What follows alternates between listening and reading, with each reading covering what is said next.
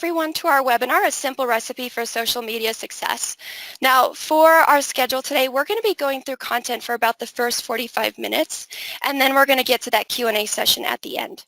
Now, I do want to introduce just briefly my colleague Patrick here, and he's going to be sharing all of his great insights with us about social media as we're going through the content today.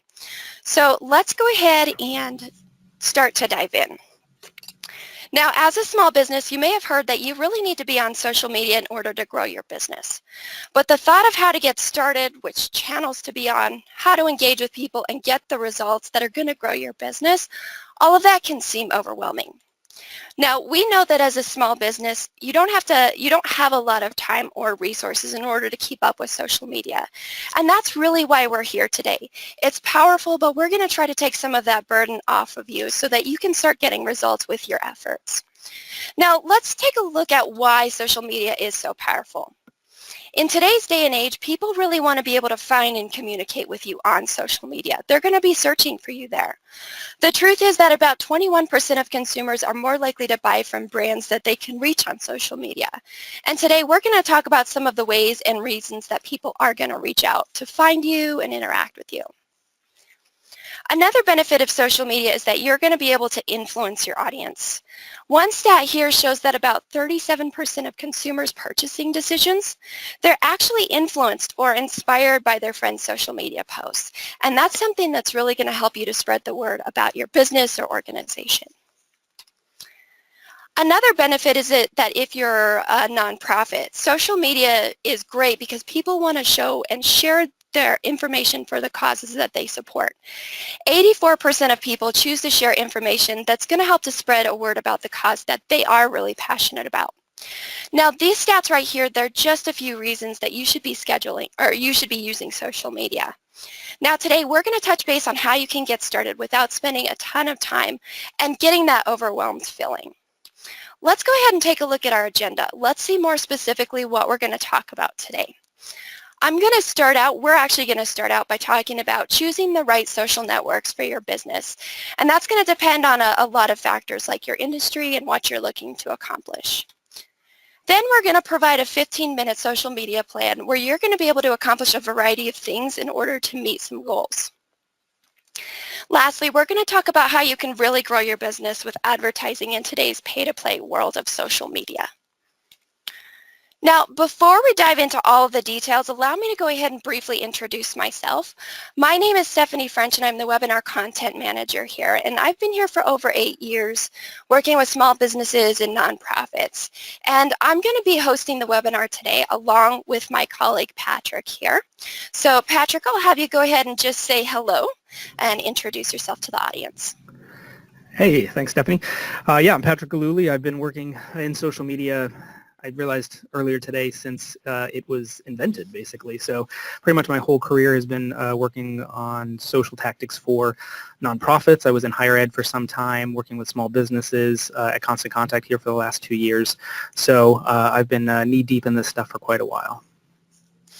Great. Well, I'm really excited that you're here with us today, and you've got a ton of great information to share. So let's dive into all of the great details. Let's talk about how people can choose the right social networks for their business or organization. Now, Patrick, I often hear you talk about social media needing to meet 3 goals for the business, and that's awareness, customer service, and action. And although these goals are separate, they're really closely tied together. I'm hoping you'll be able to take us through each of these business goals a bit more so that people can understand what they're looking to accomplish a bit better. So first up is awareness, Patrick. What is it that you mean when you say awareness as it relates to social media? Do you have any examples? Yeah, so this is the cornerstone of why you want to do social media, right? I like to, look back at several years ago and having a telephone number for your business, right? So if you were a pizza shop in your local town and you didn't have a phone number, how would people ever reach out to you and order a pizza, right? They'd go to the yellow pages and they would not find you. So social media is kind of like that. That's where people are starting to go to look for your business. And so if they're not finding you there, then you don't exist to some extent. Absolutely, Patrick. I think that's probably the top most common one, but there's also a few others that are going to relate to this as well. So let's talk about the next one, which is actually customer service. Why is providing customer service so important on social media in today's world? So, now that they found you, they want to talk to you, right? And so your customers, in fact, many of your customers who might be, younger in that millennial set might be coming to you for customer service as social media as their primary way of connecting with you, right? They're not going to pick up the phone and call you. They're not going to necessarily email you, but they're probably going to come and check out if you have a Twitter account, come and check out if you have a Facebook page. In fact, it's something like 45% of consumers, for 45% of consumers, social media is the first channel they visit to complain and also to give praise, but unfortunately generally complain is kind of the first case. And so you want to be there to answer their questions because people who find a brand that has good customer service are actually likely to spend more, sometimes about 20% more, and they're 30% more likely to recommend the brand. So, now they found you through awareness, you have to be there to back up and have that engagement as well. Absolutely. That's such a great point in today's world. So let's go ahead and move on and let's talk about that last one, which is getting people to take action. And why is this one so important for a business or organization to accomplish? I mean, let's be frank. We're not, we're not in business, or we're not working for our nonprofits just for our health. We want to get things done. We want to, either sell more or do more for our causes. And so, if we're not getting people to take actions through what we're doing on social media, then it's really all pretty much a moot activity. So, the awareness is great. The customer service is really a must-have right now. But if you're not getting them to get all the way to what you need to grow your business, then you got to rethink what you're doing. Absolutely. Now, these goals, again, they're going to closely tie together. And later on in our planning section, we're going to talk about what you'll actually need to do in order to accomplish these things for your business and get the word out, get action, and provide that customer service. So now that we know about these goals, let's take a look at some of the social media networks that people could choose from in order to get started on social media or, engage with their customers and their prospects. And today we're really going to be talking about these top 5 that have been proven to drive business. They've been around for a while. So Facebook, Twitter, LinkedIn, Instagram, and Pinterest. We've seen businesses have really great success in them, and of course there are tons of other platforms out there, but these are great. They have so many robust capabilities, and one of them is social advertising, which is something that we're going to be talking about later today. Now, Patrick, at a high level, what are some of the things that our audience needs to think about in order to pick the right platform for their business? It's really about the audience that you're going after. So while each of these have distinct audiences, there are a little bit of overlap as well. But you want to focus on where the audience that you're most interested is spending its time. So not to get too ahead of ourselves, but an Instagram is going to lean itself toward a more visual audience. Facebook is maybe a more local audience. So if your business aligns with the platform's audiences, then you're going to want to spend most of your time there. And in fact, just wrote up a blog post recently. If you head over to the Constant Contact blog, you can check it out to help guide people and try to figure out which platform is right for their industry or right for their business. And so I would definitely recommend folks check that out.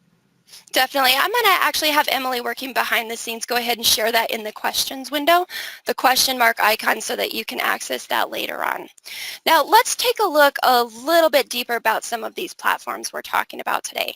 First up is going to be Facebook. It's probably the largest social platforms, and we've seen a variety of types of businesses be successful here, like B2Bs, meaning business-to-business companies, also software companies, luxury goods and services, and even those nonprofits. Now, Patrick, do you have any tips for people who are going to be using Facebook? Yeah, I mean, it's the place that everybody is, right? They have billions of users across the globe that are accessing this platform on a daily basis. So if you're looking just to get in front of people, this is where you're going to find the most people. And obviously a lot of activity is occurring on this channel as well.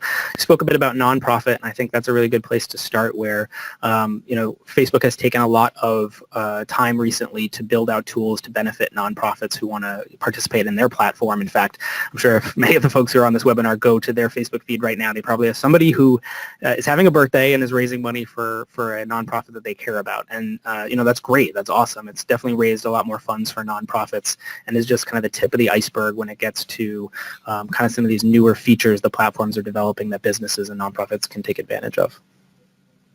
Definitely. Of course, that events calendar is really important because people get notified when you're posting your business events on there.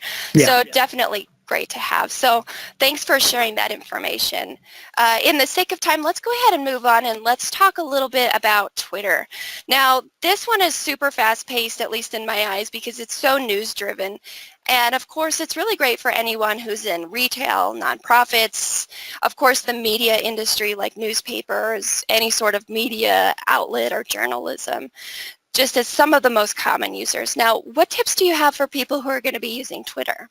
Well, this is my favorite platform by far, and I don't know what that says about me necessarily picking this over other channels. Maybe I'm less visual, hence not an Instagram guy, but it is a great channel for storytelling. A lot of people say, well, there's only 140 characters or 240 characters per tweet. 280 characters per tweet now. How can I say so much in so little space? But they, again, are building new tools to allow you to thread tweets, to create custom videos and custom link elements and visual components. They actually just rolled out a new camera feature literally within the last week that makes it a lot more like an Instagram or like a Snapchat.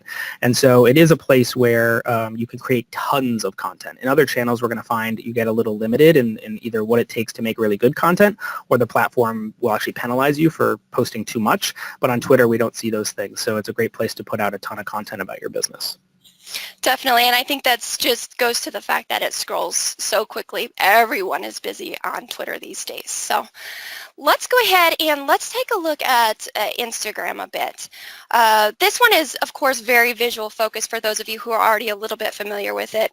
Of course, it's great for bakeries, coffee shops, concert venues, anyone in the travel industry, and just about any type of retailer.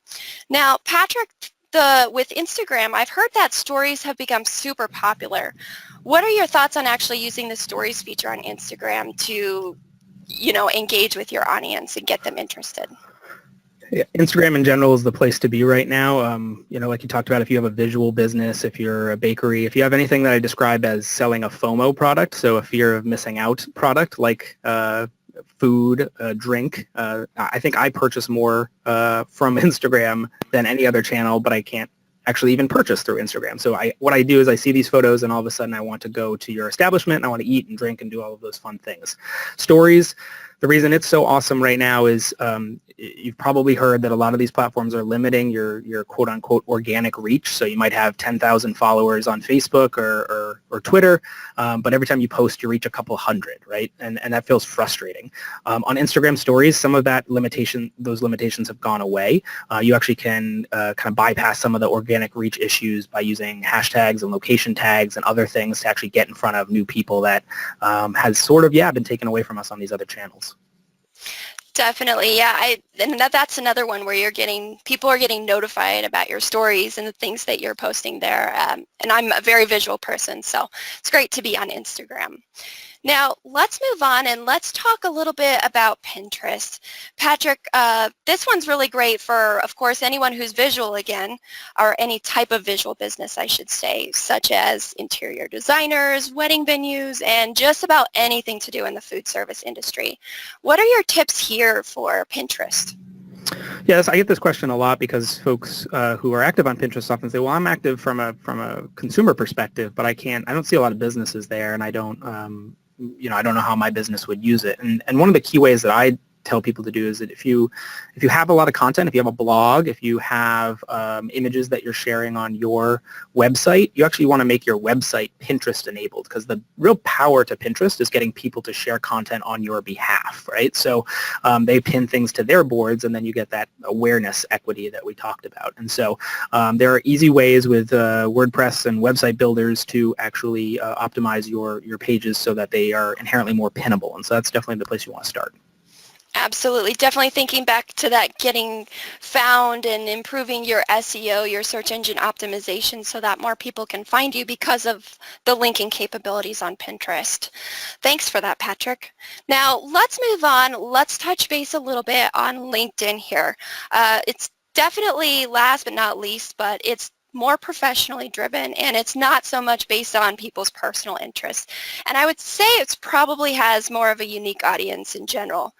But probably one of the most common things is everyone thinks it's just for B2Bs or business-to-business type companies. But it's also great if you offer luxury goods or services and even nonprofits too. Now, Patrick, what are your tips for LinkedIn here? Again, it goes back to thinking about your audience and how they would experience your content on this channel. So the way I like to look at it is on all the other platforms up to this one, we've talked about how, like if you look at me, I'm Patrick Galuli, 34-year-old father of two. On LinkedIn, I'm Patrick Galuli, director of social media at Constant Contact. So it's a different way of thinking about your audience and how you talk to them. So you certainly want to share the things that are more professionally aligned. You want to do things that put your business and even your people at your business in more of a thought leadership perspective. So share case studies, tips, news, talk about things that are trending within your industry rather than kind of hard sell. Absolutely. That's great. And you're bringing up a great point that we'll probably mention a little bit more later on, but each audience and each platform is different. So you've got to be sharing at least a slightly different message on every single platform so that you don't alienate people who might see those multiple messages. Now, so we've covered these top 5 platforms, and I know the thought of social media for a lot of small businesses, it can be overwhelming. And we hear the question all the time, do I have to be everywhere? There are so many to choose from. And the truth is, no, you don't have to be, and honestly, you probably don't have enough time to be on every single platform. So what our recommendation is for you today is to choose one or maybe even 2 social media platforms so that you can really focus your time and your energy on those. That's what's going to help you to figure out what's working and what doesn't for your own business or organization. Now, another question or comment that we hear a lot is how small businesses don't have enough people to follow them. Now, Patrick, I've heard you mention one of your strategies is to actually get out there and start following people, and typically they follow you back. What are your recommendations here? Yeah, this is probably one of my pieces of advice that folks will sometimes say, "Oh, it feels a little spammy. Like I don't know if I want to do that." And maybe even other experts in the industry would disagree with me. But you want to do it in the right way. Example again back to me is I oftentimes post about enjoying a craft beer every once in a while on my Instagram account, and I use associated hashtags and things like that. And I've found that a lot of breweries will come and give me a quick follow, and then all of a sudden I see that I've been followed by them. I check them out. Maybe I've never heard of them before, and ultimately, oftentimes I end up going to scope them out. So you want to do it the right way. Don't go out and just follow 10,000 people who show up with a very broad hashtag. Be very calculated about that type of activity. But if you do it the right way, it's a good way to jumpstart the growth of your audience. Definitely. I've had good success with the little bit that I'm doing out there for my own pages is to follow people, and most of them will follow you back if they have some sort of interest in what you're sharing. Now, let's talk about the other side of that, Patrick. What are your thoughts about using groups on Facebook and/or LinkedIn to grow your audience? Groups are a great way to get really tied into a community. They have been around on LinkedIn for a very long time, and that makes sense, right? From a professional perspective, people want to get into cohorts and talk among themselves. But they're relatively new. I shouldn't say new, but they're becoming more part of the Facebook platform as well. We have a few groups at Constant Contact that work really well for us. So you can have your own groups, right? If you have you work in an industry where it would make sense that your business had a group for itself and people would talk about the things that you do, you should create groups because you can bypass that organic reach issue that we talked about earlier. But if you want to participate in groups, either Facebook or LinkedIn, you really want to start by being transparent. So don't and many times you can't go in as your business, so as your business handle. You have to go in as somebody representing the business, and you'd want to do that anyways, even if you could go in as your business, because you want your experts to lead the way and you want to be transparent about who's answering the questions. Absolutely. I think those are really great points and things for our audience to think about today. Now, oftentimes we kind of forget about who we may already be dealing with. So ask people who come into your store, or if you're working with them through a chat online or something like that, ask them to follow you on your social media profiles. Also, make sure people on your email list know. Ask them to simply like and follow you on Facebook, Twitter, Instagram, wherever you're going to be. And that way they can stay up to date with you there and kind of help you to get in front of more people. All right, so we've got a good start on kind of how to pick a social media channel, how to get people to follow you.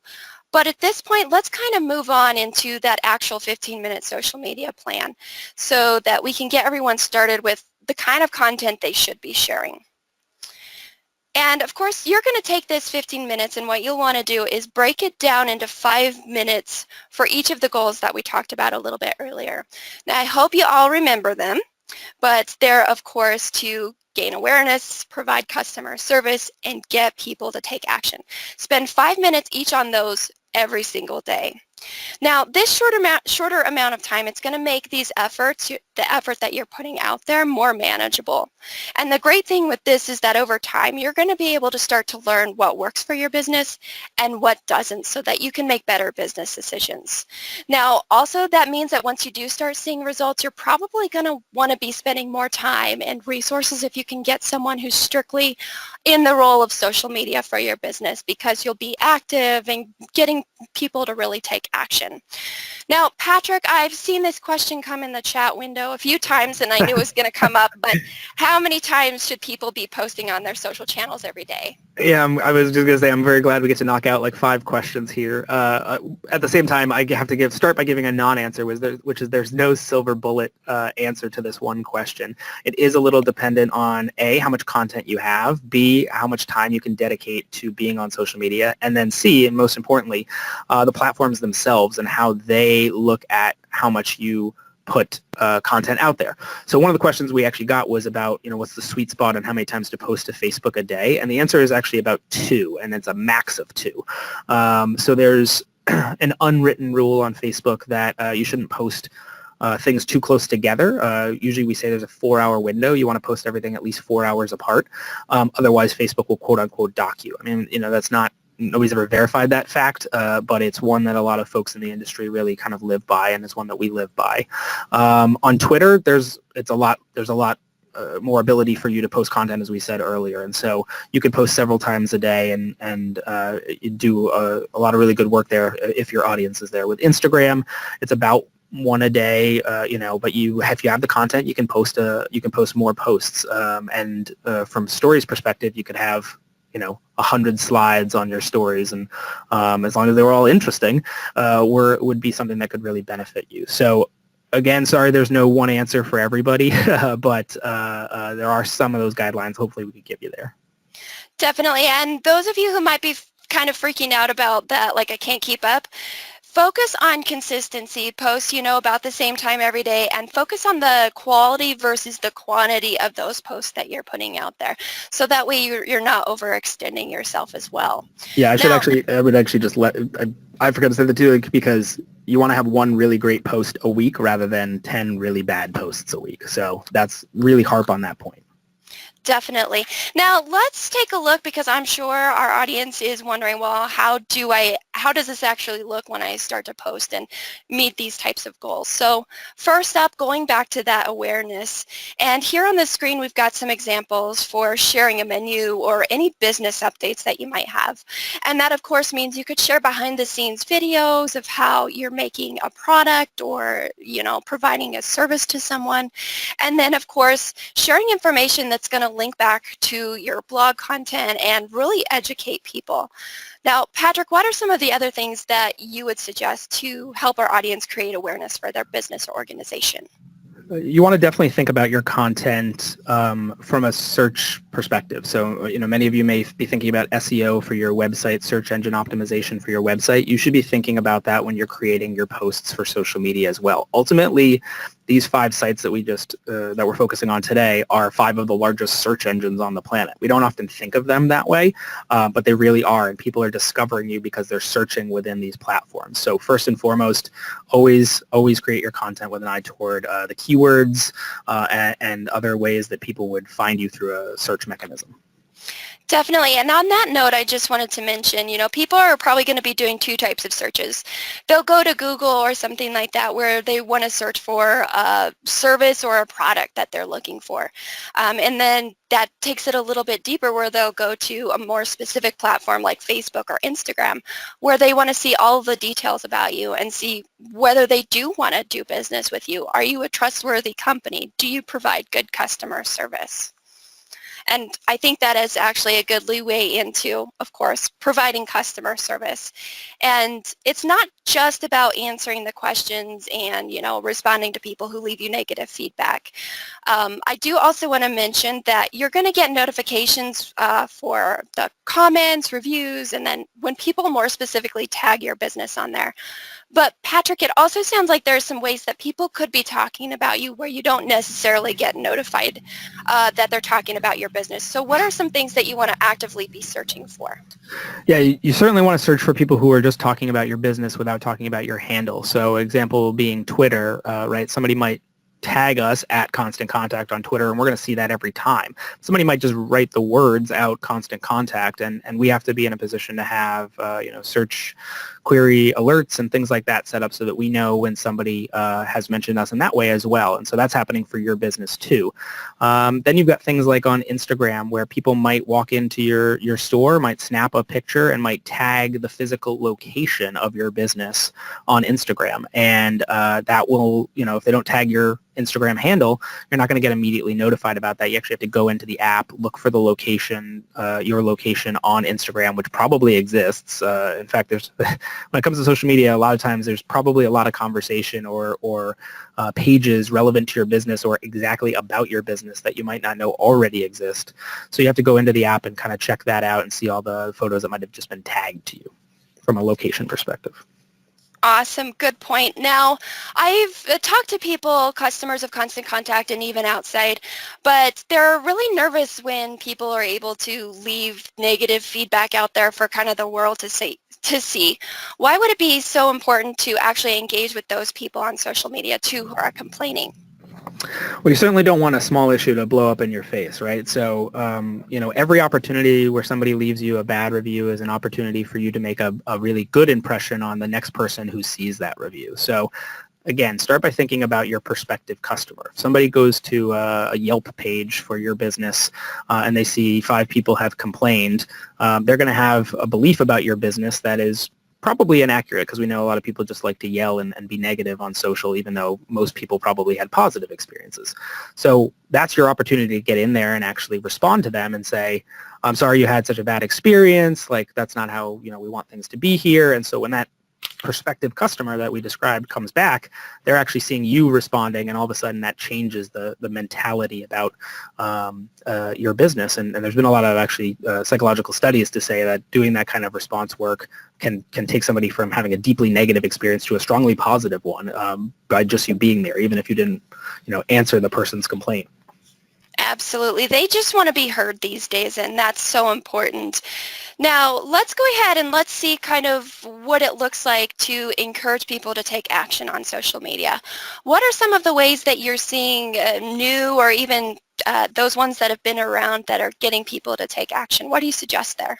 I talked briefly about that events calendar on Facebook, but that's one of my favorite places, right? So you have an event or you have something where there might be tickets or an RSVP type experience. So you can use the calendar for that kind of stuff and get people to actually opt in, say, I'm going to be there, I'm going to come, I'm going to show, I'm going to do this thing. And it actually also we haven't talked about this a lot, but it benefits you when you use tools built in like this, because Facebook goes out and reminds people to come to your event, and Facebook goes out and tells other people near the people who have already registered for your event that their friends are going to this event and maybe they should go too, and you just get this kind of viral, stairway of getting people to come to your event. So that's one way to really encourage action. Polls. So if you're on Twitter, you can use polls, which I find are really good for 2 reasons. One is you spur some engagement, you get people to click and have a little fun maybe with one of your polls, but you can also gather real data about your business or things that you should be selling or want to sell. So ask your audience what they want and get real results back.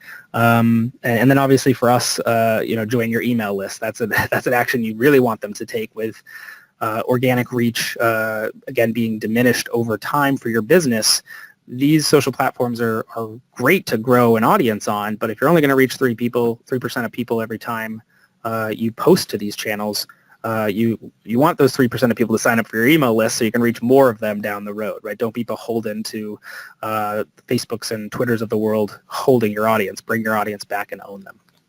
Definitely. Don't think of email and social media being two separate entities where they can really work together to empower each other. Drive people to the email list so that they can be sure to get those emails delivered in their inbox where they're at all of the time, right? Now, I'm sure some of our audience is sitting here thinking, well, I don't know that I'm going to be able to figure out what information to share, or I don't have enough. Now, first up, our tip is don't be selling all of the time. Nobody wants that. You're going to want to have a good variety of the content that you are sharing. Make sure it's that helpful type of content versus strictly promotional.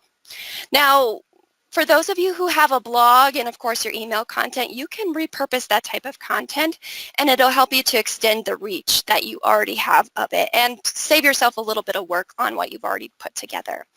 Now, Constant Contact customers directly have the ability to directly share their email on social media. Now, just a word of advice there. Don't share every single email on social media because you can keep some of them exclusive, again, to encourage them to sign up to be on your email list. Now, another thing is that you could take the content or each topic from a longer email newsletter, for example, and create social media posts for each type of topic that you do have in there. And of course, if you're using your blog, share that content. You might write a short excerpt and share the link to that blog post, and that's going to drive traffic there as well. Now, Patrick, I've also heard you mention the idea of repurposing user-generated content. What exactly do you mean by that? Yeah, so not everybody has a blog, I would imagine, for their business, although my friend Dave would probably recommend that you might want to have one. But if you don't have a blog and you're like, hey, where am I going to get all this content from? You have those reviews we talked about. So there's people probably already actively talking about your business on Yelp or G2 Crowd or Trustpilot or any number of those kinds of sites. And that's content for you as well. So you could go out and say, hey, somebody left us this really great review. You should check it out, and point them back to that originating source, so they can get more information for themselves. But there's a lot more content that you have than I think most people would be aware of. You sometimes just have to think a little creatively. Absolutely. Now, the next question I have for you is I've heard you mention briefly about not sharing the exact same message over every single channel. Can you elaborate on why that's so important and maybe provide an example? Number one is you don't want to look like a robot, right? If you take a single piece of content and blast all of the same things out to those 5 channels, you may have some people who do follow you on multiple channels and are going to see that and be like a little put off that you're not really taking the effort that maybe they think you need to be a serious business. So at the same time, we understand you guys are time strapped and you need to figure out how you can do things more efficiently. So you should absolutely post the same piece of content or the high level piece of content on the same platforms, but you just want to make slight tweaks to each of the posts that you do. So maybe change an image from Facebook to Instagram or Facebook to LinkedIn, slightly tweak the post copy a little bit from what you do on Facebook to what you do on Twitter. And at the same time, you want to tailor it to those audiences who are a little different on each of the platforms, and then B, think again about the SEO or the search implications of posting to each of these channels. With fewer characters on Twitter than you have available on Facebook, that means you got to get to the point really quickly. Absolutely. Thank you for sharing all of those tips. I think our audience is going to find that really beneficial. Now, some of you may also still be kind of shaking in your boots a little bit, but breathe a sigh of relief because not every post or piece of content has to be something that you own. This is a great way to share what's happening in your industry and kind of further your expertise. Now, Patrick, what tools would you suggest to help people find and curate content that they can reshare to their own audience? So you've got one up here on the slide, which is Twitter Advanced Search that we use every single day at Constant Contact. So it's going back to how I said people are just saying the name of your business without tagging you, this kind of tool will help you very quickly and easily find those people who are talking about your business. You can also use it to find people who are talking about specific topics. You can find people, as you can kind of sort of see in this picture, you can find people near certain locations using certain words, right? So this is how you go and find those people that you want to follow and get that follow back by searching for people who want your product within 10 miles of your location.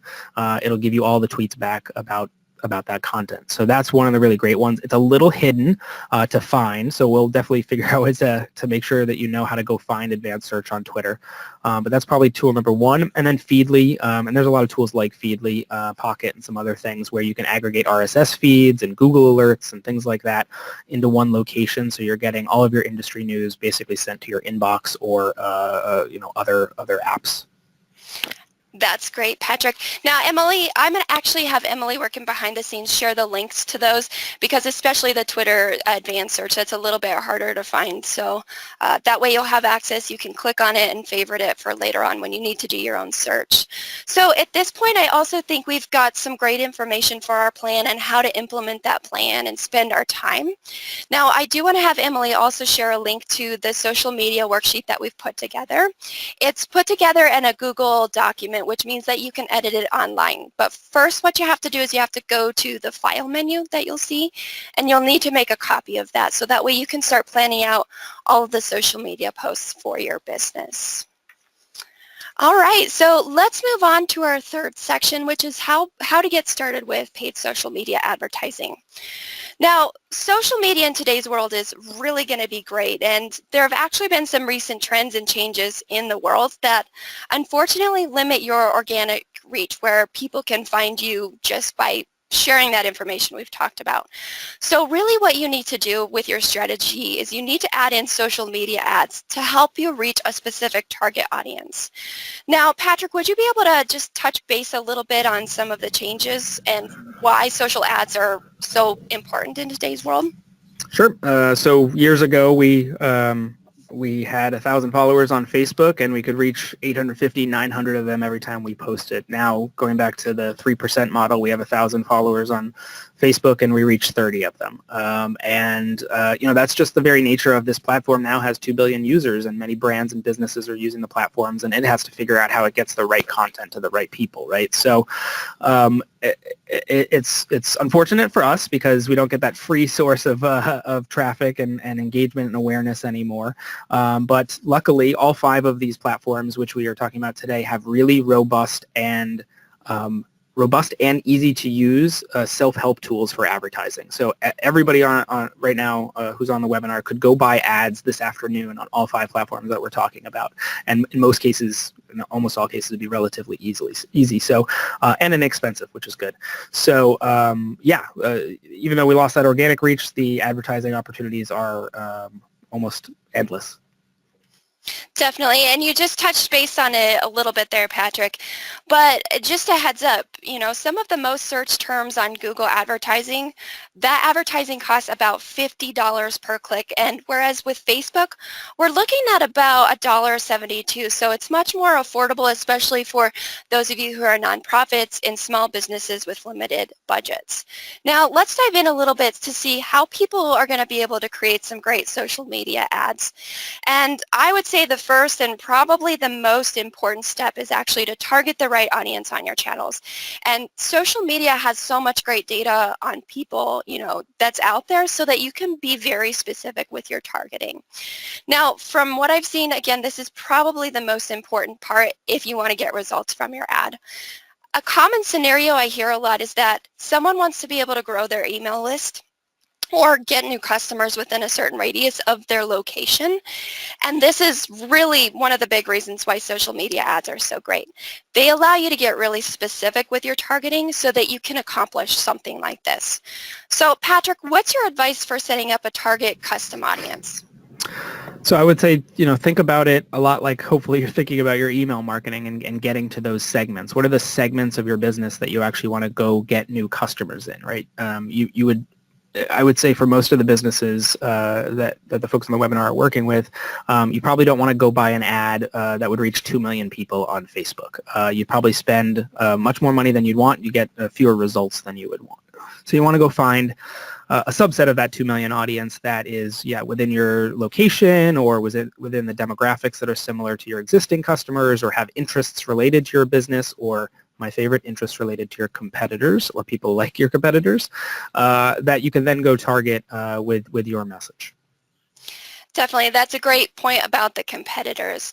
Now, on the other side of that, you could also add in another layer of your targeting, and that's with a lookalike audience. Now, Patrick, what exactly is a lookalike audience? So a lookalike audience, which is probably most mature on Facebook's platform, but is becoming available on a lot of the other platforms as well, is the ability for you to take a list of your emails that you have for your customers, so maybe constant contact emails that you're holding or an additional email database of your customers from your CRM, and upload it into Facebook, and then Facebook has a ton of information on the people behind that email, which I'll pause and acknowledge is a little bit creepy, but they take all that data and they say, okay, so your customer base kind of looks like this. We'll go find you a bunch more people who look exactly like that person. And it can drive really great results. At the same time, it can also generate a very large audience. In the US, for example, if you create a lookalike audience, they can start at about a 2 million audience size if you just do what's called a 1% lookalike audience. But once you've created that lookalike, you can absolutely pull back and distill down the data further. So you start with this big lookalike audience and then say, okay, well, give me everybody who's within 5 miles of my business. So it's a great place to start with the people you already know really like your business. Great point there, Patrick. Now, it is an optional feature especially on Facebook. Now, how does someone decipher whether they should use a lookalike audience? Talking again about that, it can make a little bit of a bigger audience than maybe most businesses want to start with.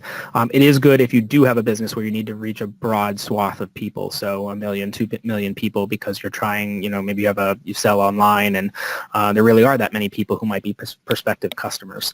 But it's also really good for folks who, might feel intimidated by Facebook's tools. So building a custom audience in Facebook can be one of the most powerful things you do, but it is, and it does have a learning curve. You have to get in there and understand what are all the targeting capabilities. There's thousands of targeting capabilities at your disposal. With a lookalike audience, you upload the list, Facebook says, here's the people you want, and you're off and running. So it's really good for those two types of people. Great. In the sake of time, let's go ahead and move on and talk about designing an ad. One of the easiest ways is actually to use a lead ads tool like we have here at Constant Contact. We currently have Facebook lead ads, and then we'll soon have one for Instagram as well. And there's a sneak peek video that we'll show you at the very end of the webinar today. Now, these tools simplify the process a bit more, so if you're just getting started and feeling overwhelmed, think about that and really consider it. Now, lead ads are just one type where you get them subscribed to your email list, but depending on your goal, you can accomplish just about anything. You could get them to like or follow you on your page, purchase your product, really just about anything. And then of course Instagram has those story ads, videos, downloads, just about anything.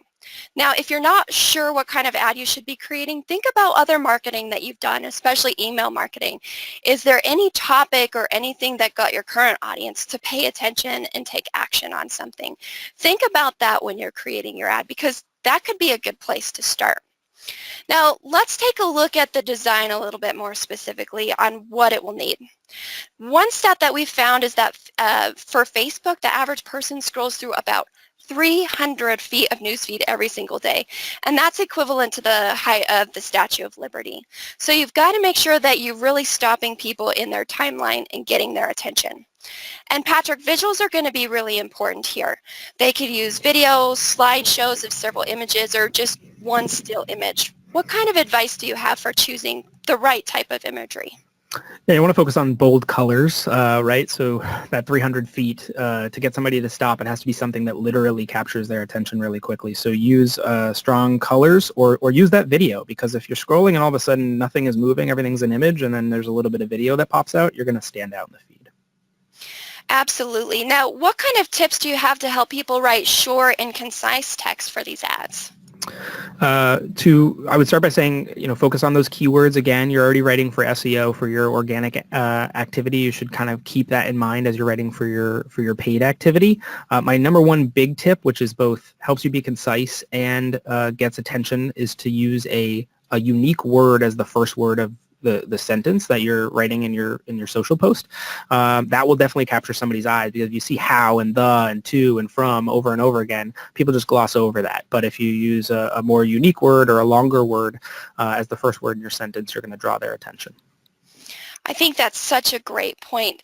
Now, if we think about the next step, that's really engaging any leads that you might get. So if you're using lead ads that, like I mentioned before, you want to start engaging people right away. So if they're going into your email program like Constant Contact, set up some automation tools in order to do that. If you're asking them to like your page, make sure you've got content on there that's going to be going out after you've set up your ads, so that people can really be engaged with you there, videos or whatever types of content to meet a further goal and get them to take further action, like purchase your product or sign up for a membership. Now, let's go ahead and move on. It looks like we're kind of running a little bit short on time today, but I want to touch base on the last step, which is reviewing and revising your results for future ads. Don't just run one ad, or really just with anything in marketing. You've got to do it more than once so that you can really see what works. So test one idea with your ad each time and see, if you can get that cost lead down, if you can increase the leads you get the impressions up, anything along those lines. Now, of course, you want to look at these stats that are really direct with your ad, like the impressions and the leads and everything. But I also want to encourage you to think about the end result. What exactly was the end result that you're trying to get people to do? Was it to purchase a product? You want to know if you actually got people to purchase that product. Now, Patrick, one question I've seen a lot is, what do you want to consider in terms of average cost for a lead? How do you know if you're on track there? It's the $1 million question, as I say, or the $2 question, depending on your business. Again, no silver bullet, but you have to think about what is that lead, what's the lead's value to you.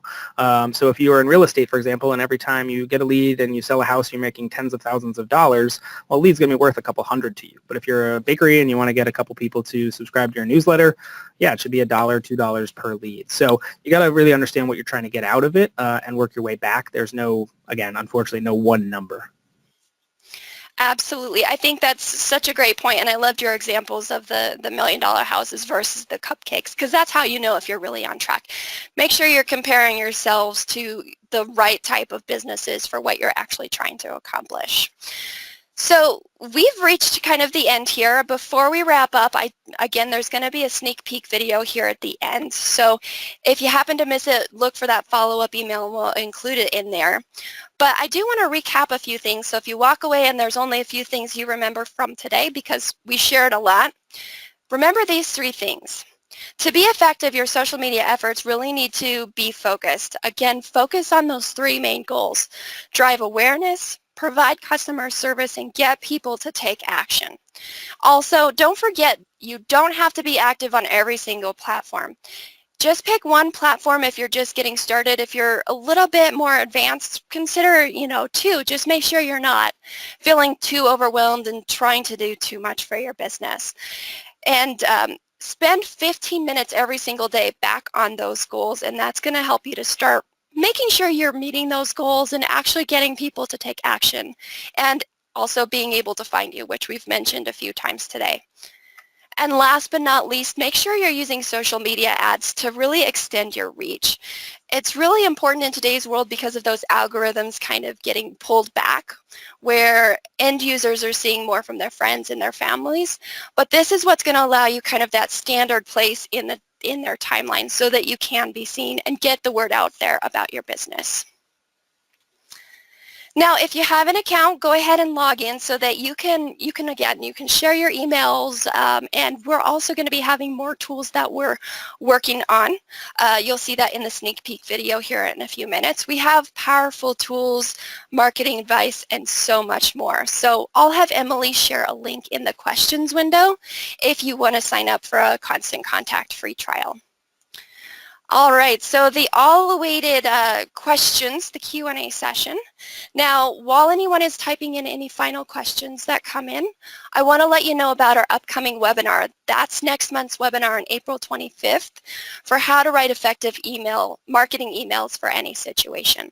So again, I'll have Emily put that in the questions window if you're interested in signing up to that. And also there's going to be a link in there for a survey. We'd love to know what you thought about the webinar and also any ideas for future webinars as well. What do you want to be learning about? All right, so Patrick, let me go ahead and let's get to some of these questions. I see a lot of good ones in there. I know, right? So I've heard the following from Robin about different social channels. Instagram is used to gain followers. Facebook is used for one-to-one relationships. Twitter is to build community.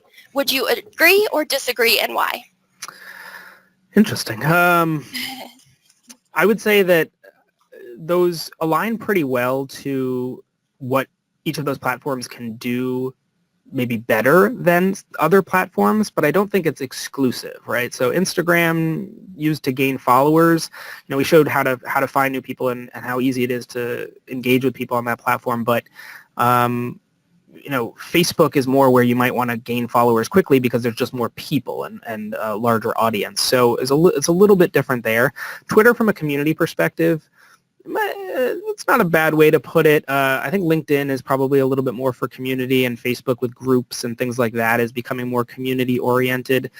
Twitter is really where people are just consuming so much content on Twitter that they're often not following the same businesses over and over and over and over again, and that to me would be community. So not, I don't know if I would totally disagree, but I think there's slight tweaks there. Good point. Now, how do you recommend spending your social budget? Boosted ads or boosted posts versus targeted ads? That's not something we talked about today. Yeah, ultimately what we showed a bit of throughout the presentation was more on the targeted ad side, and I would actually really encourage people to use targeted ad. Boosted posts, and for those not familiar, basically if you create an organic post on Facebook, they give you a little button that says, do you want to boost this? And spend $20 and we'll send it to a bunch of people. And that's fine if you really want to just get out there fast and quick and don't want to spend a ton of money, but you have less control. There's less targeting capability with that than you would if you were building out ads to go after the people you really wanted to talk to. So I would always recommend, again, quality over quantity. Take that time, go in, understand the ads interface, use a tool like Constant Contact where we've kind of tried to find ways to make it a little bit easier for you, but it's still getting the power of the targeted ads, and do that instead.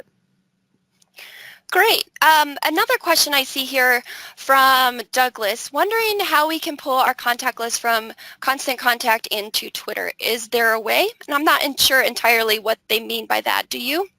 Sure. So it's very similar. They're thinking about those custom, well, more like a lookalike audience, or a retargeting audience, as we would call it. So, if you upload your contacts list to Facebook, we didn't talk about this, but you can actually just message those people as well. You can buy ads against that list. Facebook will try to match it.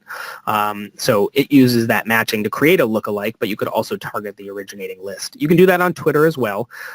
We don't currently have an integration from within Constant Contact, but you could export your contact list and then upload it into Twitter. All you need is an email address for Twitter, just try to match it to people who are on that platform, just like Facebook. So you can do that. It is just a little more manual. Awesome. Let's talk about the next question, which is how to best use LinkedIn contact base to solicit newsletter subscribers. Is there a way to send a blast announcement to all the contacts in the LinkedIn Messenger mailboxes at once? And is there proper etiquette? Yeah, I wouldn't use LinkedIn's Messenger functionality in that way. I think especially with the popularity of their in-mail paid tool, people are starting to see that there's a little bit more spam coming in through those kinds of channels. So, I don't have a really great specific answer to the LinkedIn question here, but it's really more of a broad answer, which is don't do anything you want to try to not do anything at scale like that, where you're really just trying to get in front of as many people as possible, regardless of the outcome, because that's going to leave people a bad taste in their mouth. So I'd probably recommend against that. Gotcha. That would be my recommendation as well. What are some tips for encouraging people to give off of Facebook fundraisers, such as giving on CrowdRise or GoFundMe? trying to understand this question just to make sure I give the right answer. Encourage people to give off. So just giving on. So is this about doing fundraising on Facebook versus these platforms, or just getting people to? That would be how I read the question. Okay, cool. Yeah, if I'm reading it that way, then my take is, CrowdRise and GoFundMe are great platforms, and you see them in Facebook. People share links to them all the time as well. And ultimately, the success of that is that people are still just on Facebook, right? And so part of the reason that Facebook fundraisers is starting to see some success is people are looking at Facebook every single day, and so they're just building the tools to make it a lot easier for somebody who's scrolling through 300 feet of newsfeed every day to stop and click one button. They've probably already tied in their Apple Pay account, and then they hit, okay, one more button, give $10, and you're off and running, right? It's so low touch to give $10 on Facebook, and on these other platforms, you still need to sometimes create an account or put your credit card information in. So, that's why I think Facebook fundraising tools are starting to see some success. Gotcha. Well, this one kind of relates because we're talking about Facebook tools, and nonprofits use events a lot on Facebook as well. But this next one says, are events on Facebook reliable in terms of actually attending? I find most people say they're attending because they have no skin in the game and don't actually intend on coming to the event. What are your thoughts there? Yeah, listen, I probably would agree. I think it was Hannah who sent this one in. So thank you, Hannah, for the question. It's very possible. So I don't know that I would rely on Facebook as the only way that you would want to get people to come to your event. But if you're hosting an event, you're sending out an email already and getting people to RSVP, you should absolutely be using Facebook as well. And it's really not about the RSVP functionality of Facebook events, but that viral spread. So if you put it up on your page and 10 people say, oh, I'm interested, and 5 people say they're going, those 15 people's friends are starting to get notifications from Facebook that are like, hey, your friends are interested in this event. Maybe you're interested too. And all of a sudden you're reaching people that you couldn't have reached through your email list that you had, and not reached through your Facebook followers that you had, because they're outside of both of those. So you want that to be an additive strategy, not a singular strategy. That's a good point there. Now, here's another question. Is it better to have more following you than you are following others? That is a great question. And I have had different opinions on this over my career, and I would say that I would not worry about it. I mean, if you're following 10 times or 100 times the amount of people that follow you, it's going to be a little aggressive. And so part of the way, if this question is maybe related to that whole follower strategy, what if I follow 100 people and only 10 of them follow me back? Well, you unfollow those 90 people. So if you're going to take the time to do that follower strategy, follow back strategy, you want to do some community maintenance as well. So ultimately, I would say I wouldn't worry about it too much, but yeah, again, getting back to not looking spammy, you do want to maintain it. Great. Let's go ahead and answer one question before we get to that sneak peek video. What's organic reach? I think we touched a little bit about it, but for those of you who aren't as familiar, could you expand on that? Sure. So if we talked about both paid advertising and organic activity on Facebook, it kind of looks like this. So you post a post up on Facebook, and organic reach is the amount of people that you basically got to reach for free by just being on Facebook and having a Facebook page there. So if you have 10,000 followers, you can actually go into your Facebook Insights tab on your business page, and it'll say, hey, this post reached 100 people. And that's your organic reach, is 100. And so then paid reach ultimately is, what do you pay for on top of that? And it's pretty easy and relatively cheap to get 100 times as much organic reach than you're getting by just posting for quote unquote free. Good point there. Yeah, I think that explains it really well. All right, so I want to thank everyone so much for being here today. Again, that's just a sneak peek of what we're working on and is coming soon. So definitely we want you to keep the conversation going with us. One of our biggest things is being able to provide marketing advice. So keep the conversation going.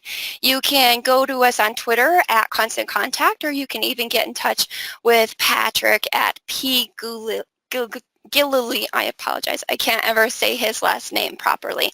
So again, I want to thank you all so much for joining us today. I hope you enjoyed the webinar, and I hope you all have a wonderful day.